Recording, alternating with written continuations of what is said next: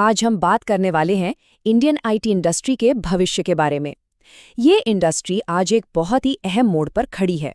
तो आगे क्या होने वाला है, इसका जवाब हमें शायद इतिहास में मिल सकता है। चलिए देखते हैं।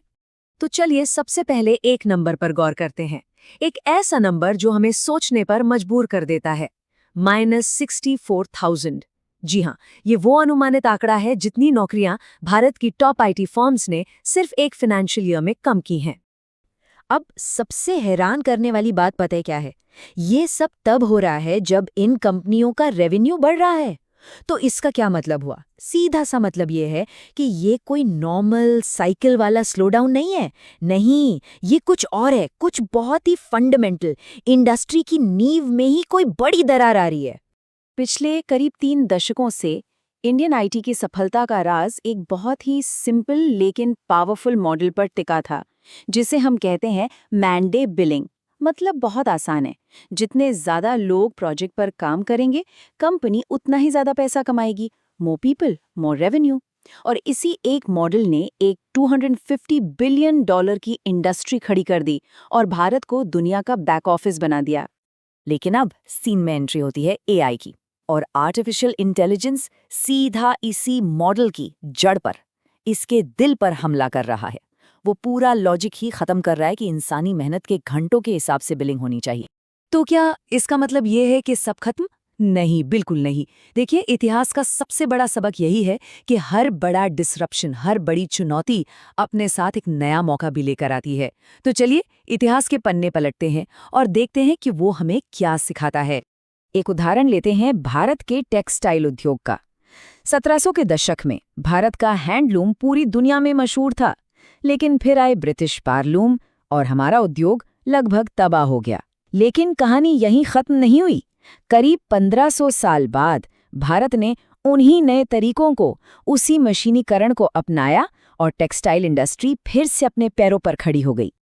देखिए, यहाँ समझने वाली बात बहुत गहरी है।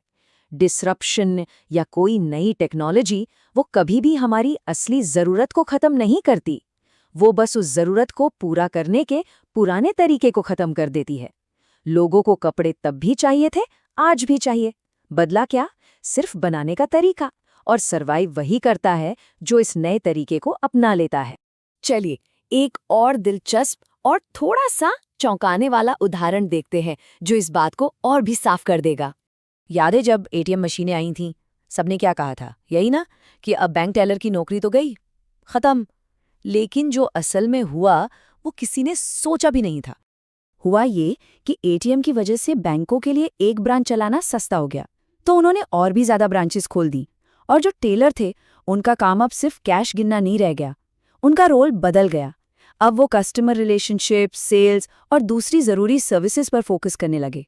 मतलब उनकी नौकरी खत्म नहीं हुई, बल्कि ट्रांसफॉर्म हो गई, और शायद ज्यादा वैल्यूएबल भी। तो इन सब उदाहरणों के बाद अब आते हैं उस कहानी पर जो इंडियन आईटी की आज की सिचुएशन के लिए एकदम परफेक्ट, एक ब्लूप्रिंट की तरह है। ये कहानी है आईबीएम की। 1990s की शुरुआत में आईबीएम, एक कंपनी जो कभी टेक की दुनिया पर राज करती थी, वो ऑलमोस्ट खत्म होने वाली थी। एक ही साल में $5 बिलियन का रिकॉर्ड तोड़ नुकसान। क्यों?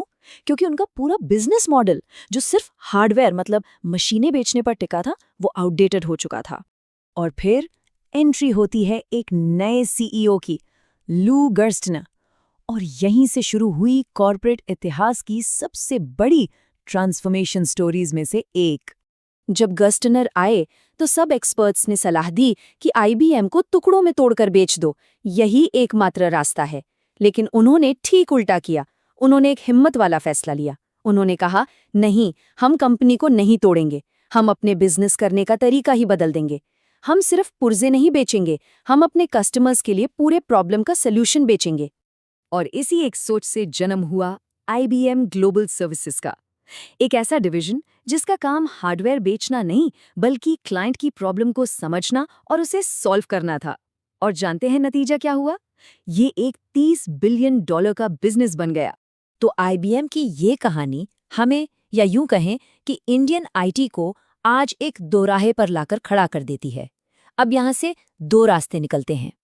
तो ये दो रास्ते कौन से हैं? चलिए इन्हें समझते हैं।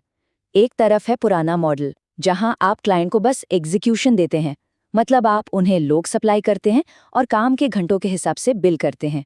यहाँ फोकस होता है कितने लोग। दूसरी तरफ है नया IBM वाला मॉडल। यहाँ आप आउटकम बेचते हैं, एक पार्टनरशिप। आप क्लाइंट की प्रॉब्लम की जिम्मेदारी लेते हैं और नतीजा डिलीवर करते हैं। यहाँ फोकस कितने लोग पर नहीं, बल्कि क्या नतीजा मिला इस पर होता है। एक में आप वेंडर हैं, दूसरे में पार्टनर। और ठीक यही वो IBM मोमेंट है जिसका सामना आज बैंगलोर, हैदराबाद और मुंबई में बैठे इंडियन IT के लीडर्स कर रहे हैं। इस सोच का असर R&D यानी रिसर्च एंड डेवलपमेंट पर होने वाले खर्च में साफ साफ दिखता है। देखिए, इंडियन IT इंडस्ट्री को एग्जीक्यूशन के लिए बनाया गया था, इन्वेंशन के लिए नहीं। काम को बेहतरीन तरीके से पूरा करने में हम माहिर हैं, लेकिन AI के इस नए दौर में जहां हर दिन कुछ नया बन रहा है, ये एक बहुत बड़ी एक कोर लायबिलिटी बन जाती है। तो यहाँ चॉइस एकदम क्लियर है। जो कंपनियां इस पुराने मैन डे बिलिंग वाले मॉडल से चिपकी रहेंगी, वो सिकुड़ जाएंगी। शायद एकदम से नहीं, रातों रात नहीं, लेकिन धीरे धीरे, लगातार और इरिवर्सिबली, मतलब वो पीछे छूट जाएंगी। तो फिर मौका क्या है? मौका है सिर्फ लेबर बेचने से आगे बढ़कर अपना जजमेंट, अपनी अकाउंटेबिलिटी और अपनी पार्टनरशिप बेचने का।